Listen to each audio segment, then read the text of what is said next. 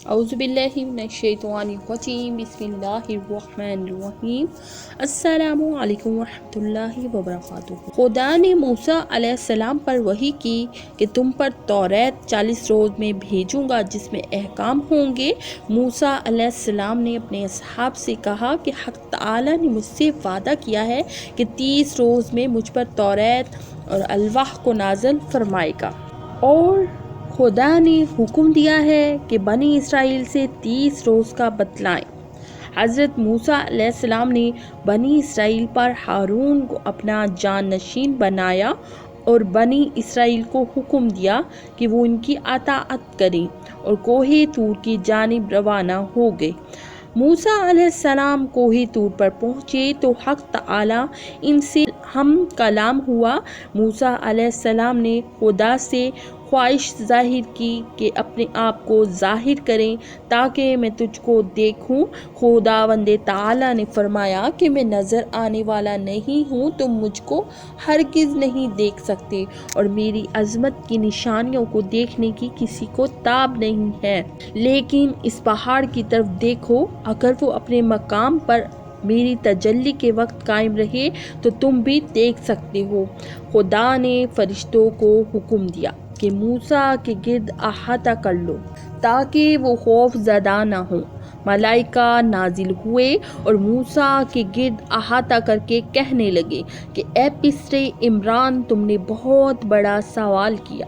جب پروردگار عالم نے اپنی تجلی کو پہاڑ پر نازل کیا اور اپنے نور کا کچھ حصہ اس پر ظاہر کیا تو پہاڑ ٹکڑے ٹکڑے ہو کر زمین کے برابر ہو گیا، اور موسیٰ علیہ السلام خدا کے خوف اور اس کی تجلی کی ہیبت سے منہ کے بل بے ہوش ہو کر گر پڑے۔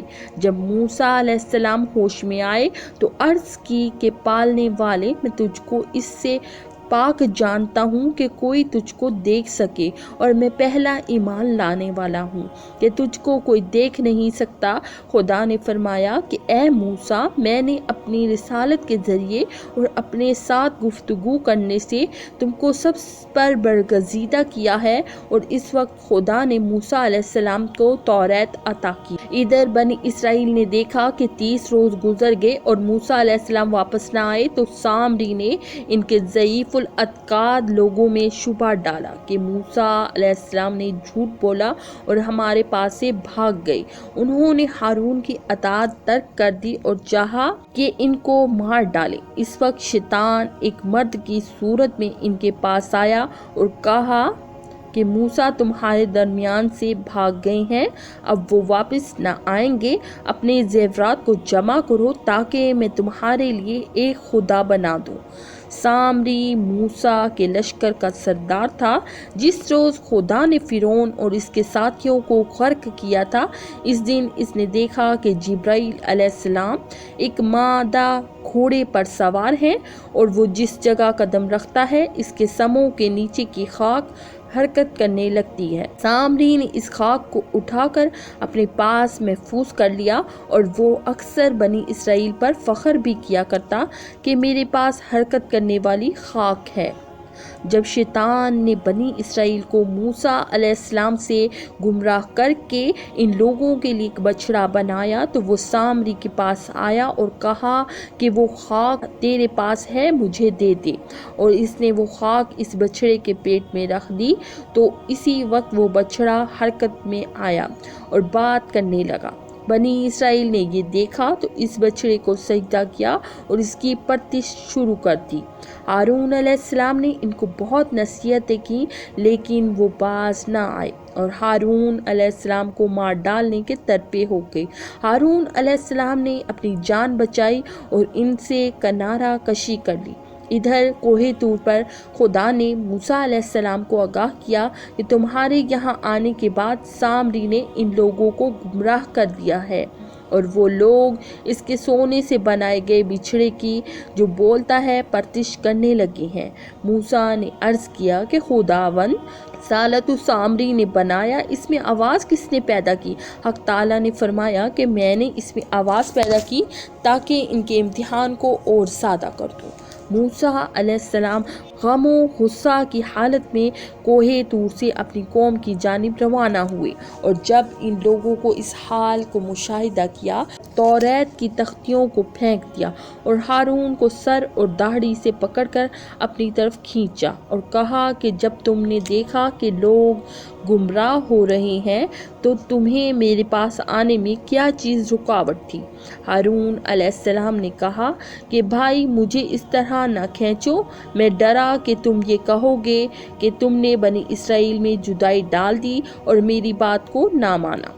حضرت موسیٰ علیہ السلام نے بنی اسرائیل سے کہا کہ میں تم کو ایک خدا کی وحدانیت اور اس کی عبادت پر چھوڑ کر گیا تھا، یہ تم نے کیا کیا؟ تو انہوں نے کہا کہ ہم نے اپنے اختیار سے آپ کے وعدے کے خلاف عمل نہیں کیا، لیکن سامری نے سونے کے زیورات کو پگھلا کر ایک گولا سا بنا دیا اور وہ بولنے لگا، تو اسی سبب ہم نے اس کی پرستش شروع کر دی۔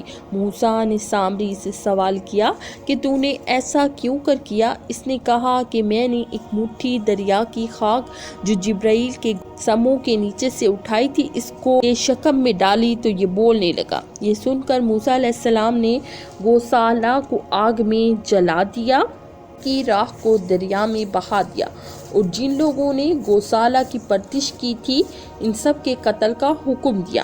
ان کے ذریعے جنہوں نے پرستش نہیں کی تھی تو پرستش کرنے والوں میں سے بہت سے لوگوں نے پرستش کا اقرار نہیں کیا۔ تو موسیٰ علیہ السلام نے حکم دیا کہ دریا میں جس جگہ بچھڑے کی راکھ بہائی تھی وہاں کا پانی سب کا پلائیں۔ جس نے گوسالہ کی پرستش کی ہوگی اس کا منہ اور ناک سیاہ ہو جائے گی۔ اس طرح وہ لوگ پہچان کے لیے گئے جنہوں نے پرستش نہیں کی تھی۔ موسیٰ نے ان کو حکم دیا کہ تلواریں لے کر نکلیں اور گناہ گاروں کو قتل کریں۔ موسیٰ علیہ السلام نے سامری سے کہا کہ جا، تیرے لیے سزا ہے کہ جب تک زندہ رہے گا مساس ہوگا، یعنی نہ کوئی تجھ کو چھوئے گا اور نہ تو کسی کو چھوئے گا، تاکہ لوگ تجھ کو پہچاننے اور تیرے قریب نہ آئیں، اور یہ علامت تیرے فرزندوں میں بھی باقی رہے گی۔ چنانچہ آج بھی مصر اور شام میں اولاد سامری مشہور ہیں اور لوگ ان کو چھو نہیں سکتے۔ جی تو ناظرین، میں امید کرتی ہوں کہ میری آج کی ویڈیو آپ کو پسند آئی ہوگی۔ اسی کے ساتھ دیں مجھے اجازت۔ اللہ تعالیٰ آپ کا حامی و ناصر ہو۔ السلام علیکم ورحمۃ اللہ وبرکاتہ۔